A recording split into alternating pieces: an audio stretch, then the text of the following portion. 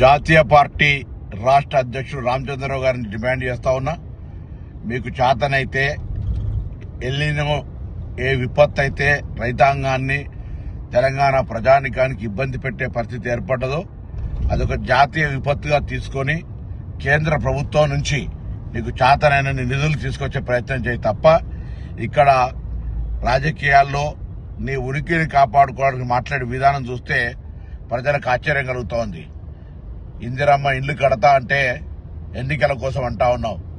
మీరేమో ఉద్యోగాలు ఇవ్వరు, మాట మీద నిలబడరు, రైతులకు వేధింపులకు గురి చేస్తారు, దేశవ్యాప్తంగా విద్యార్థులు హక్కును అడిగితే లాఠీచార్జీ చేస్తారు, నిరంకుశంగా పరిపాలిస్తారు.